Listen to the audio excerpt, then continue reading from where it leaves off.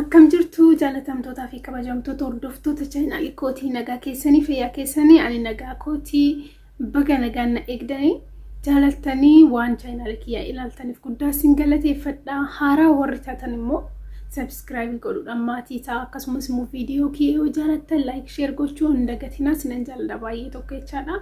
Har'a viidiyoo haaraadhaan dhufe innis maalinni dhiironni biyya keenyaa gaa'ela duraa fi gaa'elu booda akkamittiin abbaa haadha manaa isaanii waliin dabarsan yookaan immoo dhiironni biyya keenyaa yookiin dhiironni Oromiyaa, dhiironni Itoophiyaa, dhiironni Habashaa jechaadha. Gaa'ela duraa akkami amalli isaanii, gaa'ela booda immoo akkam amalli isaanii kan jedhu waan tokko isin mata duree lamaan irratti jechaadha. Inni dura jaalalli nama kamiyyuu hin qaba. Namni jaalalaan qabamee hin beekne jira jedhee yaadu jechaadha addunyaa kanarra. Tokkoffaa nagaadha kun uumaa rakkoo hin qabu. Nama jaalachuun normaalidha miti.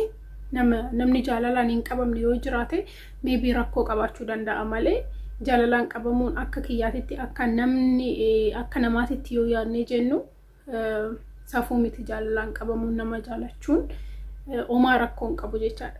Namni baay'een ijoollee baay'een shamarran baay'ee dhiironni baay'een ana jaalalli nan qabu jedhanii kan of gowwoomsan jiru jechaadha.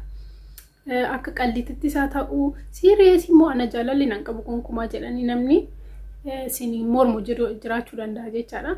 Garuu gara dhugaatitti yoo dhufne jechuudha. Ifaan ifa waliin haasofne jennee gara dhugaatitti yoo dhufne namni kamiyyuu namni jaalalaan hin qabamne hin jiru jechuudha. Nama kamiyyuu jaalalli hin qaba kun immoo normaalidha waan nu saalfachiisuu miti jechuudha. Kanaafuu yeroo baay'ee nama tokko jaalannee maatii fi obboleewwan keenyatti himuu dhiisuu dandeenya. Garuu maaliif seetan safuu waan ta'eef osoo hin ta'ini maybe namni nuti jaalannu kun akka keenyatti akka nuti isa jaalannutti nu jaalachuu dhiisuu danda'a yookiin immoo parsantii 100 itti amannee maatii keenyatti kanaaf hin himne malee waan safuu ta'eef miti kuni normaalidha nagaadha jechuudha nama jaalachuun dursatti. Sana booddee dhiironni baay'een jechaadha waa'ee dhiiraatti har'a kan haasofnu. Yeroo shamarree takka jaalate yeroo kennaaf hin bilbilaa fi miseejii garaagaraa barreessaa fi iddoo garaagaraa geessee bashannansiisaa yeroo baay'ee ishee waliin dabarsa jechaadha. Yeroo dura jaalalli qabu yookaan immoo amma ishee argatutti jechuudha. Baay'ee keessan qunnamee beekuu danda'a warri jaalallee qabdan. Akkasumas immoo gana kana fuulduratti illee kan jaalallee keessanii wajjin wal bartan jiraachuu dandeessanii hunduma keessanuu si fayyada jechaadha. Yeroo baay'ee jechuudha hin bilbilaa fi miseejii ergaa fi yeroo baay'ee ishee waliin dabarsuu barbaada. Kennaa garaagaraa bituu fi danda'a.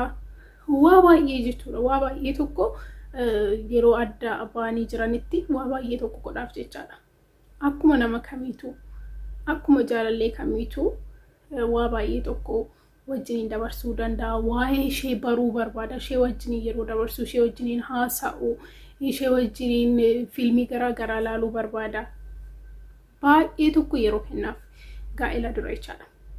Kanaafuu namni yeroo kanatti hin gammanne jira jedhee yaadu shamarran illee jireenya isaanii gara fuuldura akkanumatti kan bareedutti fakkaata isiniif galee miti. Yeroo ishee wajjin ishee fuudhee bashannansiisuun, yeroo bilbila bilbiluuf, yeroo miseejii erguuf, yeroo sin jaaladha jedhuun, yeroo kennaa garaagaraa kennuuf namni hin gammanne jira jedhee yaadu.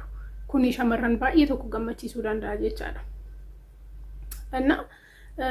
Kanaafuu tole jetteeni jaalala isa wajjiniin jalqabdii. Jaalala kanammoo akka guddatu barbaadde isiniif galee miti. Akka guddatu isa wajjiniin jiraachuu gara fuulduraatti isa wajjiniin jiraachuu, jireenya godhachuu, bultii ijaarrachuu barbaadde jechaadha. Kanaafuu erga bultii keessa galanii cidha gaggeeffatanii gara gaa'elaatti seenanii bultii horatanii booddee immoo dhiironni kun hin jijjiiramu jechaadha. Jijjiiramaa dhufu. Akka duraanitti hin bilbiluu fi akka duraanitti miseejiin erguu fi maybe namni tokko guyyaa guyyaadhaan waliin argan ta'uu danda'a. Yeroo jaalallee walii ta'anii jiranitti mana tokko keessa hin jiraatan mitire. Ishiinis gara maatii ishee jiraachuu dandeechi yookiin qofaa ishee jiraachuu dandeechi innis akkasuma jechaadha. Garuu erga gara gaa'elaatitti gahanii seenanii bultii ijaarratanii booddee jaalalli isaanii kun akka duraanii sanitti itti fufu. Maalidha rakkoon isaa? Maaliif akka duraanii sanatti itti fufuu dide? Dhiirri duraan kennaa isheedhaaf kennu, dhiirri duraan isheedhaaf bilbilu, dhiirri duraan ishee gammachiisuu barbaadu, yeroo baay'ee ishee waliin dabarsuu barbaadu kuni maaliif erga gara gaa'elaatitti seenee yookiin immoo bultii ijaarrateeti maaliif akka duraan ishee gammachiisu sanitti gammachiisuu dhiisa? Inni tokkoffaa yeroo isheedhaaf hin kennu, yeroo baay'ee alatti dabarsuu danda'a. Hiriyoota isaa wajjiniin kubbaa garaagaraa ilaaluu danda'a. Kennaa akka duraanitti kennuu fi siin jaaladhan jedhuun namni tokko eeganiitii fuudhee yookaan immoo haadha manaa godhatee booddee rakkoo maalii qaba? Akkuma duraan ishee jaalatu sanitti jaalala isaa yoo ibsate rakkoo qaba hin qabu. Garuu dhiironni baay'een kanaan godhan jechuudha. Duraan kan kennaa kennuuf taanaan kennaa kennuu hin dhiise erga gara goojjoo ijaarratutti yookiin immoo gara bultiitti seenaniiti. Akka duraan siin jaaladhee miseejii erguuf ittiin erguuf fakkeenyaaf okkee mana tokko keessa jiraatan garuu immoo akka ishee jaalatu akka duraanii sanitti okkee wal arganii jiru mana tokko jiraatu miseejii erguudhaaf wanti isaa wajjin waan jiraataniif wanti miseejii isa ergisiisu jiraachuu dhiisuu danda'a. Garuu maa rakkoo qaba? Ala bahee ala jira haadha manaatii maal hojjechaa jirta? Haadha manaatii siin jaaladha yoo jedhee rakkoo maalii qaba? Rakkoon qaba. Garuu hin godhan dhiironni jechuudha. Kennaan bitaniif gonkumaa haadha manaa isaaniitiif kennaan bitaniif garuu as biratti jechuudha. Waa'ee dhiirotaa tanaa isaa jira malee gara shamarraniitti yeroo biraatiif nan dhufe jechuudha. Akkam cidha dura akkam akka ta'an cidha booddamoo akkam akka ta'an maaliif akka jijjiiramu kan warra shamarraniitis isinii fideetaan dhufa. Viidiyoo kana yeroon isiniif hojjedhu akka barumsa irraa argannuuf akka anillee isinirraa koomentii kennisan irraa barumsa argadhuuf yookiin immoo akka isinillee warri yaaddanii hin beekne yookaan immoo noormaalii warra isinitti fakkaatuuf akka hubannootti kennitanii hin barbaada jechaadha.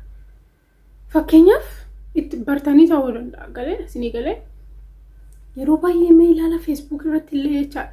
Yeroo baay'ee naannoo keessanitti illee arguu dandeessan namoonni akka yeroo jaalallee waliif ta'anii jiraniititti yeroo waliif hin kennan erga bultii ijaarratanii booddee yeroo waliin deeman hin argitan, yeroo suuraa waliin ka'an hin argitan. Cidha booddee suuraa iyyuu ka'an dhugaa isiniin jedha baay'een isaanii. Cidha booddee suuraa isaanii Facebook irratti iyyuu argitan. Cidha booddee yeroo waliin hin dabarsanii iddoo garagaraan deemanii kennaa waliif hin kennanii akka wal jaalatan walitti himanii maalidha rakkoon isaa? Maaliif akkana ta'e? Inna kuni dhugaa isiniin jedha sirraa'uu qaba jechaadha. Maaliif yeroo hundumaa nuyi kan jaalala keenya haaromsiisaa bareechifata bultii keenya miidhagfachaa kan deemu nuudha. Miti dhiiraa fi durba tokko erga bultii ijaarratanii booddee isaan lamaan kun jireenya isaanii kan bareedu gochuudhaaf jireenya isaanii kan duraanitirra miidhagsuudhaaf isaan lamaan hojjechuu qaba. Isiniif galee miti? Inna hin jedhan akka jaalatanitti himanii hiriyaa isaaniitiif bilbilanii yeroo baay'ee alatti baay'ee maybe alkaneessee fagaluu danda'a jechuudha abbaan manaa ishee kun jechuudha erga ishee fuudhee booddee.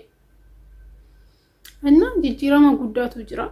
Kun immoo hubannootti kenninee jireenya keenya irratti jechuudha. Nuti warri viidiyoo kana dhaggeeffannee barumsa irraa argachuu qabna.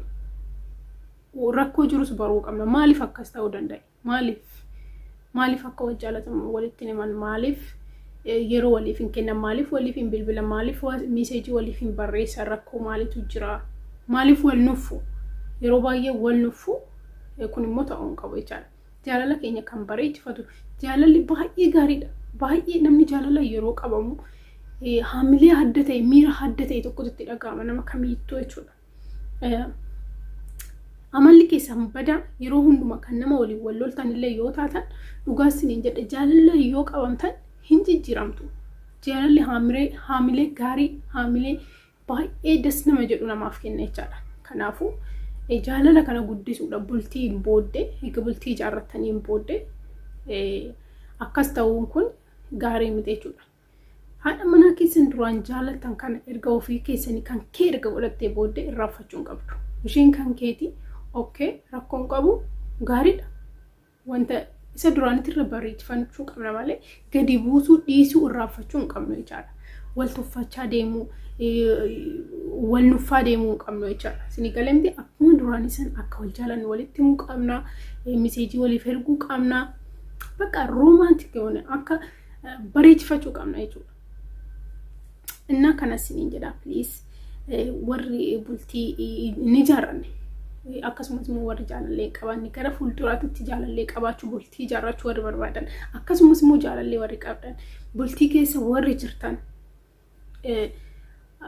haadha manaa keessaniitiin sin jaaladha jedhanii haadha manaa keessaniif akkuma duraan kennaa kennitaniif kennaa fi haadha manaa keessan mana keessatti dhiistanii ofii keessaniif yeroo dheeraa alatti hin dabarsinaa sababbii malee jechuudha. Hiriyoota kee wajjin qofa yeroo balleessuu hin qabdu jechaadha. Isheedhaaf illee yeroo kennuu qabda, iddoo kennuu qabda, yaada kennuu qabda.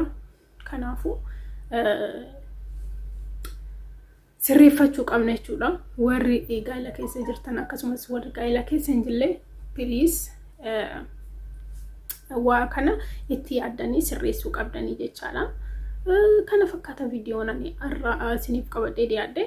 Akka jaalatan abdiin qaba. Isinillee yaada keessan sababbii maaliitiif koomentii irratti illee barreessaa sababbii maaliitiif akka isaan jijjiiraman sababbii maaliitiif iddoo duraan kennasan irraa irrifatu sababbii maaliitiif akka ta'e koomentii irratti nuuf barreessaa. Warri dhiiratis warri shamarraniitis warri kana booddee illee jaalallee qabaachuudhaaf yookiin immoo bultii ijaarrachuudhaaf yaada qabdan viidiyoo kanarra waa'ee iddoo akka bartan abdiin qaba. Haadha manaa keessaniif kabaja duraan kennitaniif san akkuma yeroo duraan adda mana adda jiraatanii waliif barreessitaniif akkasumatti barreessuu hin dandeessan ammayyuu jechuudha. Akkasumatti jaalala waliif ibsuu akkasumatti yeroo waliif kennuu hin dandeessanii koomentii irratti yaada keessan akkanaaf qoodan abdiin qaba.